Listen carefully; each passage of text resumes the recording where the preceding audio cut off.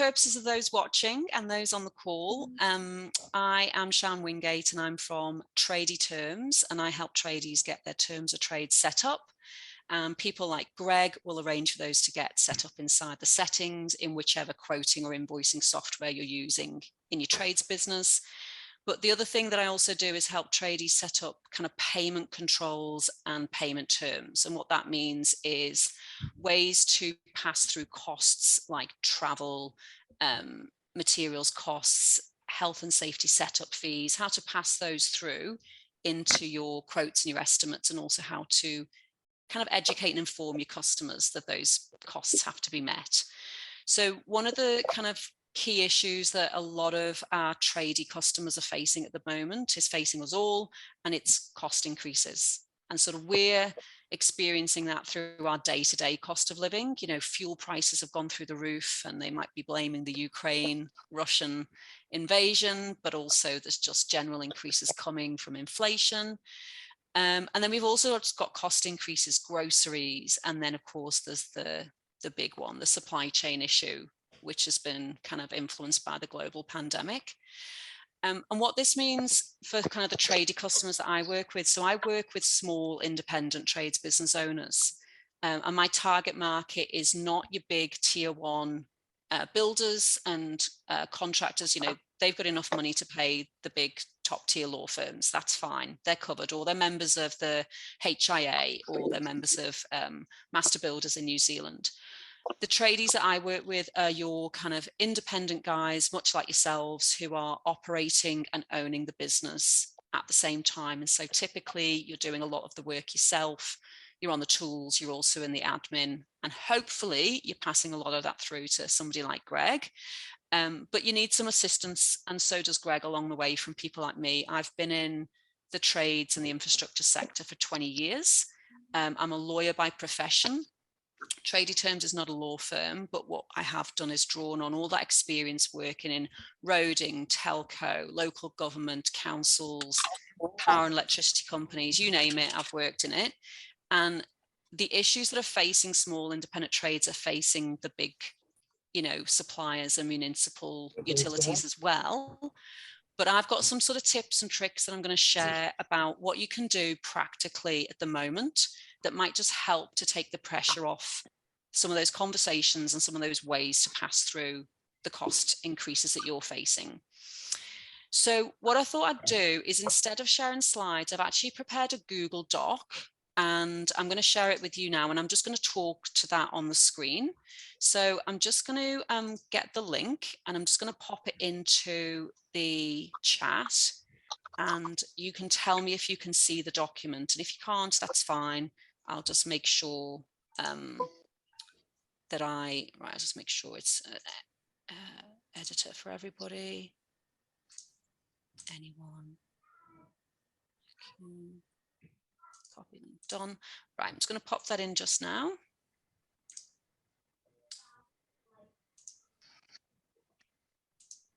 Here we go. So if you go to the chat, there should be a link to a document, and I'm just going to share my screen now and bring that up. So it's nothing fancy. I like to just be pretty basic with some of this. So I've called it a cost increase checklist. Does what it says on the tin. So I'm just going to walk you through this.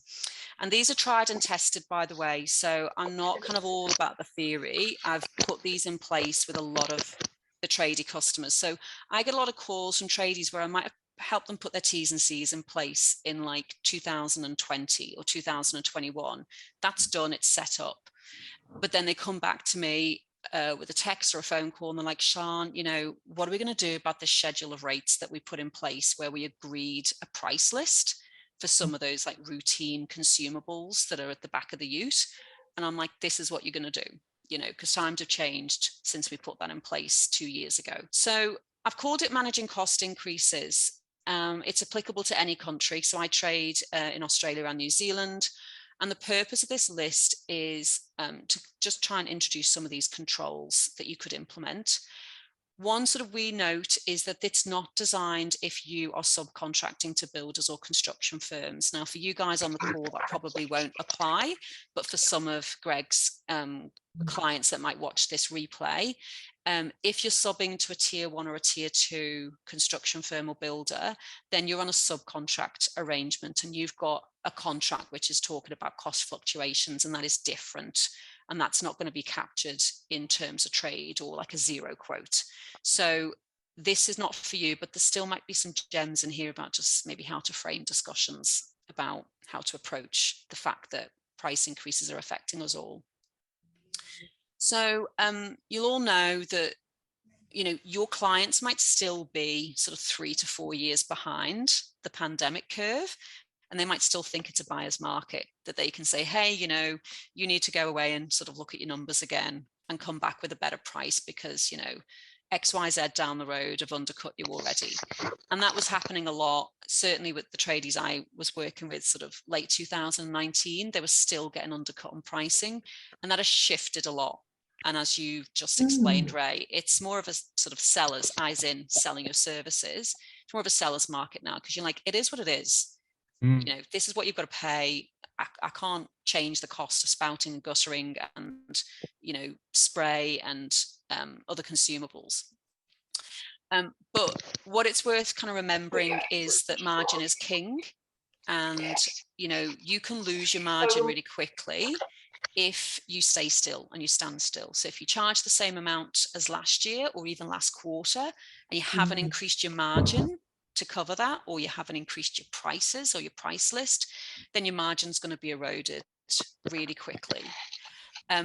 If you feel uncomfortable and you're holding preferential rates for repeat clients, which is including that sort of price list for materials, you're also going to lose margin. Because you might be able to cope with the labor rate being fixed, but you can't often cope with the materials prices, because the shift is sort of 34 to 36%, you know, across a quarter at the moment. It's just some of that's astronomical, as you know. And then the other way that your margin's obviously going to be eroded is if you just meet the price increase yourself and you just wear it, and there's no other way, there's no other parts of the business or the services cost that you can kind of recover that price increase. So here's kind of my sort of checklist based on what I've been advising and helping customers with. So one of them, so I've got on the left-hand side here, we've got the price increase issue. So one, some, none of these issues might be affecting you and your business. All of them might be affecting you. And then here's the control. And then if you did download this, you can tick it off if you like. It's just to, you know, give it a nice little checklist feel. So obviously one of the main issues that we're all facing across life at the moment is prices are changing frequently. This is not a, oh, you know, this year prices have gone up by 3 or 4%. It's this month prices have gone up by 6%. You know, this week the cost of PPE gear has changed from last week. So the prices are so volatile that it's really important to keep a really regular check on those.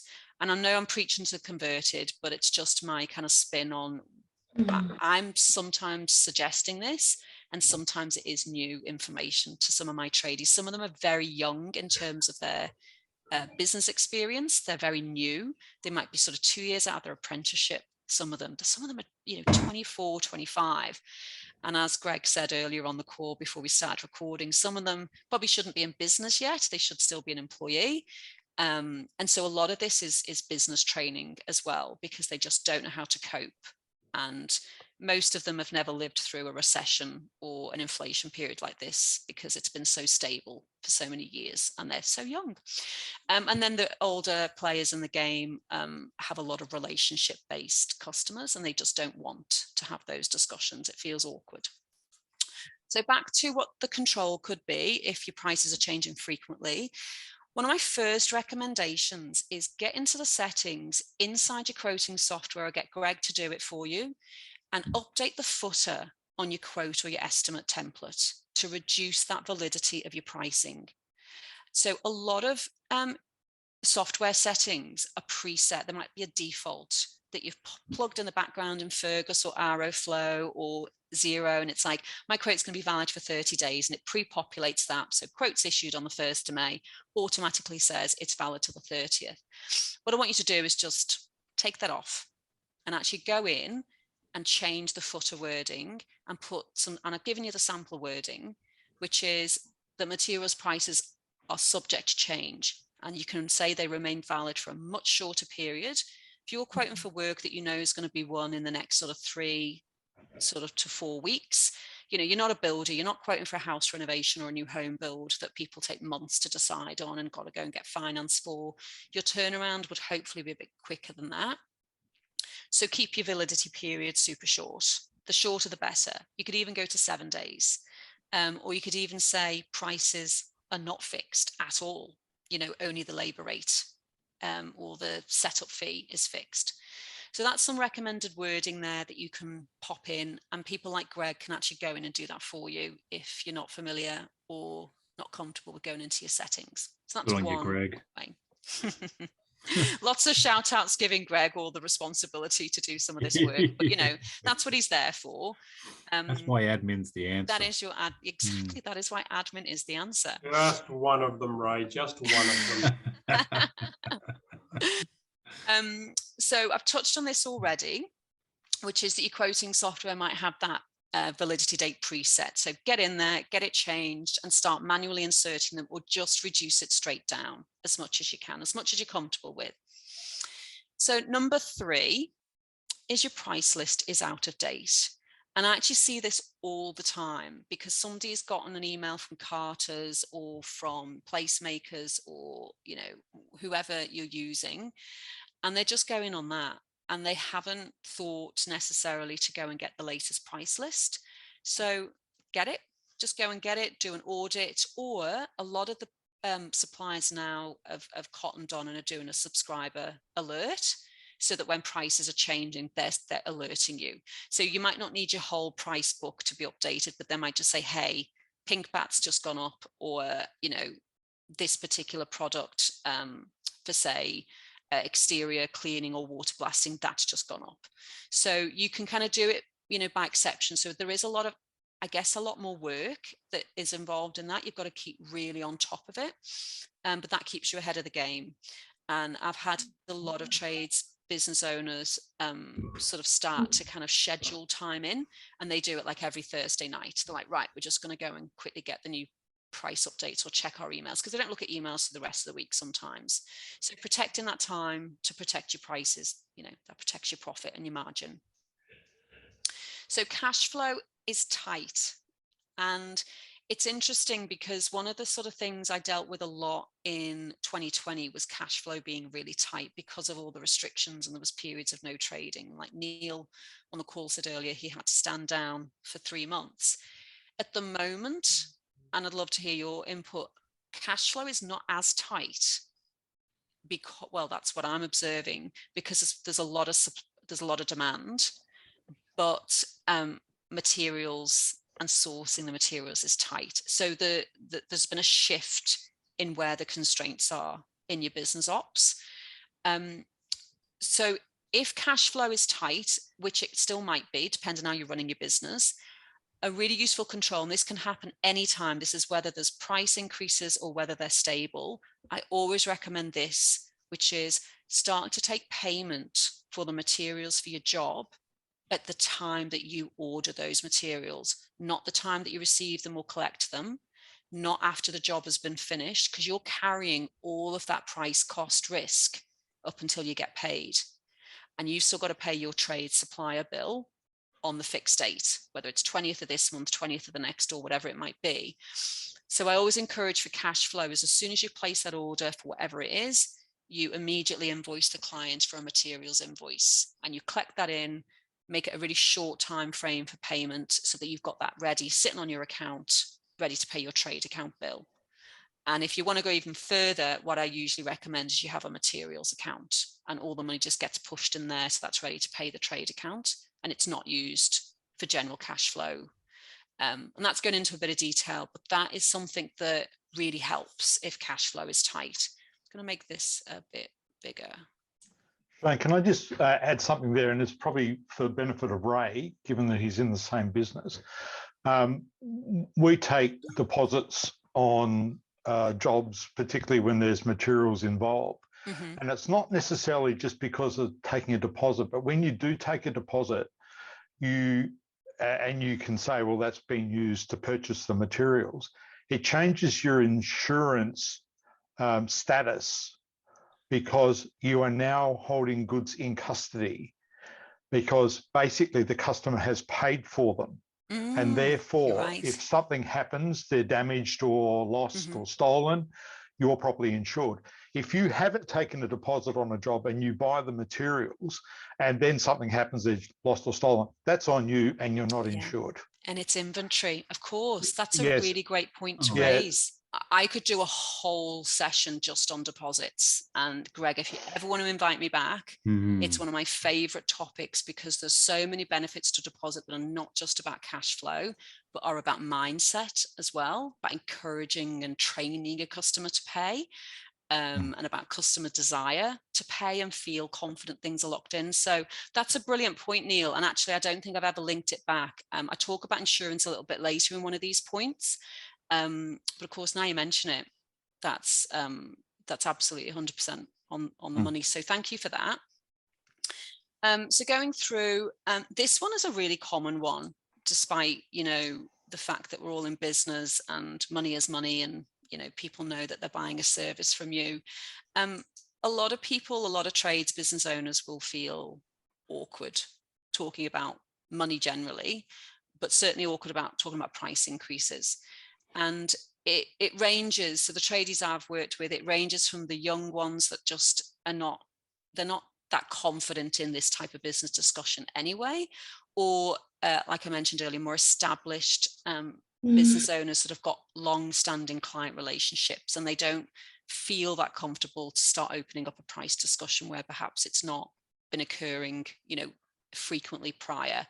So one of the ways that I always recommend, I still sort of say, you've kind of got to put your big girl and your big boy pants on. You've still got to have the discussions because it's business, right? But some ways to kind of deflect it and kind of reduce that sort of awkwardness is to use your emails, use your communication suite. We all use emails, whether it's the automated email that goes out with the quota estimate from Xero, whether it's an email you send from Gmail or Outlook to accompany the quote, or just to communicate back and forth with your customer or client while you are negotiating the scope of the work or having discussions after scoping visits. We use email a lot, as well as text messages and phone calls.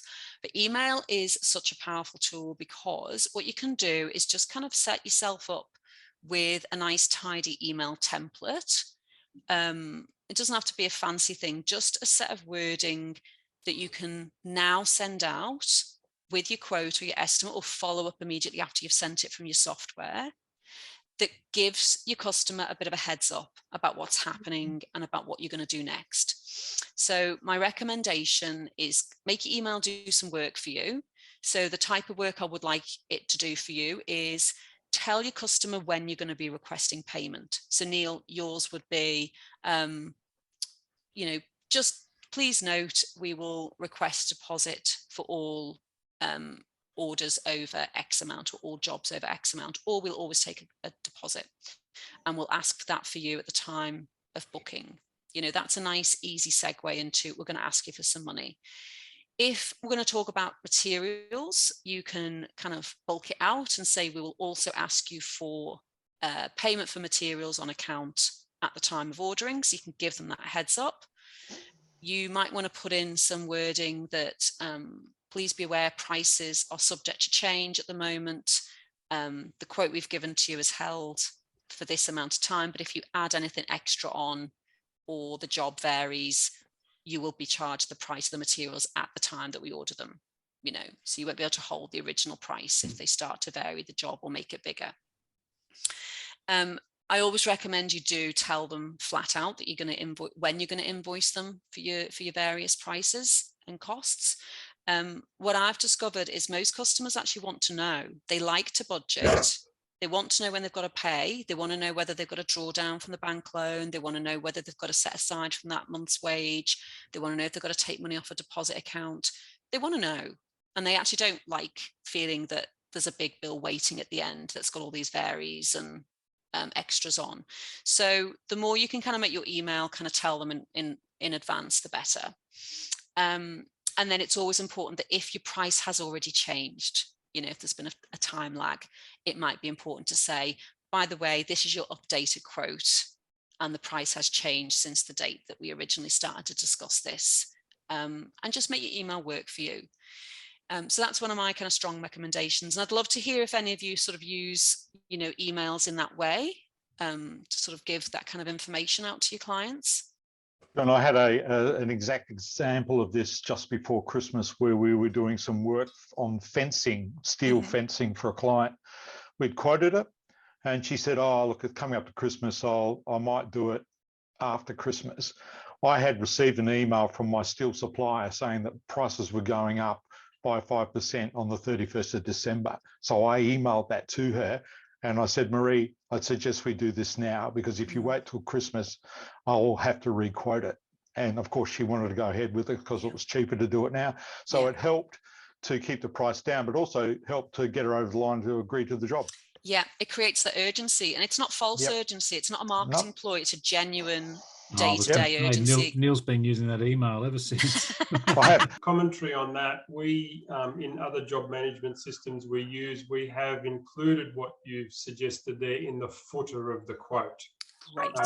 And we've tended to, the feedback we've got is that they see that and acknowledge that more than within an email.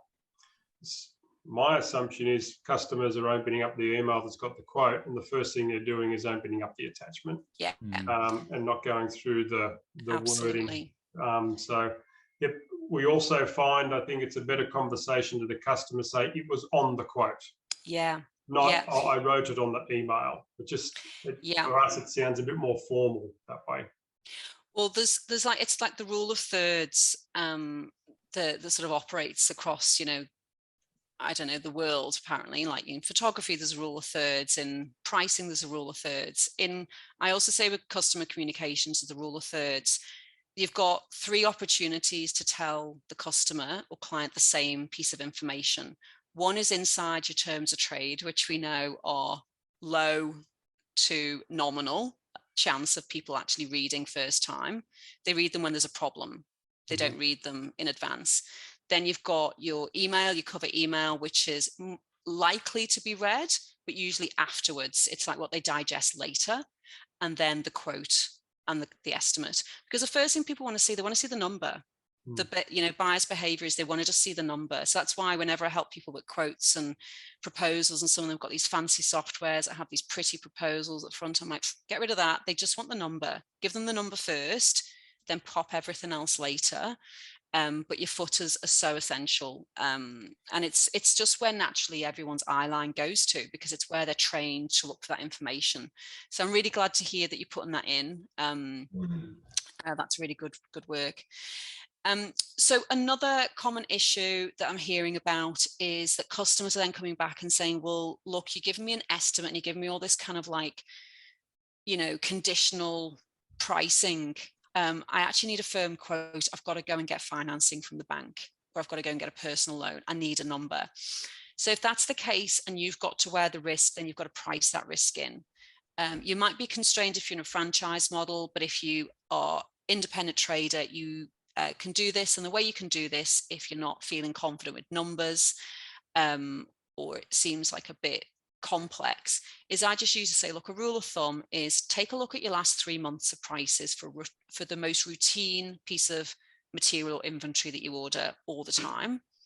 Work out what the price change was, or just ask the supplier if they've got a price change. You know, often they know at a drop of a hat. Or your trusted bookkeeper or admin person can help you with that. They can ring up on your behalf. And then just load that differential plus maybe another 5%, because numbers are going to go up again, and then move your materials price up. You do not have to tell your customers what your cost price is. You're not obliged to do that. You don't have to share what your margin or your price markup is.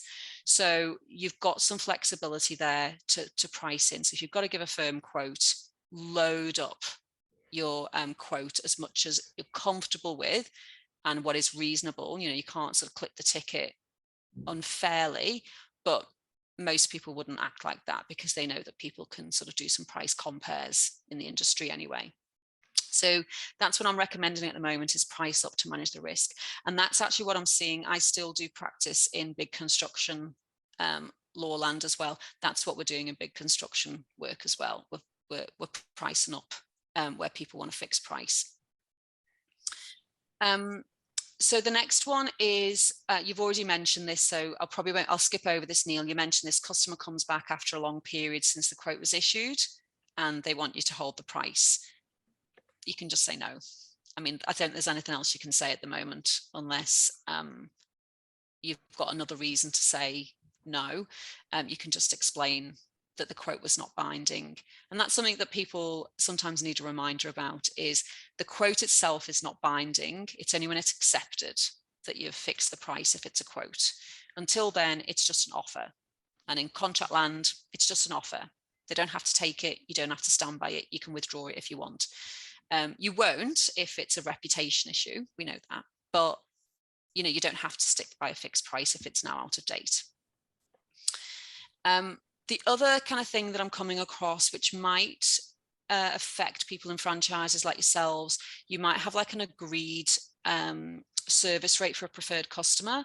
So in Aussie, it might be a strata client. In NZ, property management companies, retirement villages, schools, sort of maintenance services for local councils, and they've got you on an agreed rate. And you might not think you've got any movement on price. And I always say, don't assume. Go and check your service agreement with them. And even, you know, people like me can look at those for you, but people like Greg can look at those, you know, there's people who see this stuff all the time can have a quick look through and say, oh, but look, it says here that you've got an annual price review. You can put your prices up. It's probably been a year. Or it might only be that your labour rates are fixed and actually your materials are always just materials, you know, cost reimbursable. So just check. And if you don't feel confident in checking, ask for some help. And you can either get your accountant, your bookkeeper, you might have somebody that is a lawyer, or you know, you can ask somebody like TradieTerms. That's not our core business, but we can do a quick check of those things if needed. But we tend to recommend you go and have a look yourself first. And then the sort of, I think this is the final one. Yeah, the final one is, this probably talks a bit about what you were saying, Neil, is you feel like you're risking turning away work and closing your books because you can't source the materials. And you're in this kind of no man's land where you need to win the work to justify ordering the materials. But then by the time you go to order them, because winning the work's taken a bit longer than expected, the materials are now out of supply, or you know, the next tradie's already bought them. So what I'm seeing is happening, and this is happening a lot in New Zealand, and I know it's starting to happen, probably is already happening in Australia because we tend to lag, is some tradies are grouping together to buy in bulk when supply is available. Either they're doing it themselves, using their own cash flow to buy in bulk, if they're allowed, because some suppliers are putting limits, or they're buying as a little sort of mini friendly consortium, you know, like I'm the plumber, you're the sparky, you're the tiler, we're all doing the same renos at the same time. Typically, we'll all just start to buy in some of our supplies together. And what I'm seeing is happening, which is, you know, pretty helpful, is the storing them. So you might have your own builder's yard, you might have some space, people are storing stuff at home, or they're renting space, they're renting warehousing, or they're sharing builder's yards with other tradies to warehouse the goods. And this is where actually, Neil, I'd recommended you check who is going to insure those, because that's inventory if you've bought it and you've not yet taken payment for it. But what you can do is what Neil's done, is you can still buy in bulk or buy in advance and charge a deposit so that you've got a customer who's already prepaid for a portion of that, which means that you can tag it as being owned by them. And there's a few other bits and pieces you'd need to check with your insurer, and there's some other things you need to check, like security, who's got access to those goods. You know, if you're sharing space, there's always sort of like, which area of the warehouse is each person got access to. But aside from those practical things for storage, it's one way of overcoming a price increase problem because you've fixed your price at the time that you've placed that bulk order. Mm-hmm. So those are my top tips. I don't know how many there are. I was hoping it would be a nice round number like 10, but I just got carried away and carried on typing. So it might be 10, it might be 13. So those are my kind of recommendations. And if any of those resonate, that's great. If you're already doing them, then you know you're in good company because lots of other people are doing that as well. And that's kind of the end of my presentation. Sian, I'm gonna finish and click off Yep. record in a sec. And we No can worries. have a quick chat. I'm going to suggest that if anyone in this who came along or anyone's listening to the recording didn't get at least 2 gold nuggets out of that presentation, they weren't listening. Thank you. Absolutely fabulous. I got 3 or 4. Thank you so much. My pleasure. Absolute. You've taken us down a rabbit hole that some of us may not have been before, and it was a good place to be. So we'll can the recording now, and appreciate your time. Thanks, Thank you very much. My pleasure. Thank you.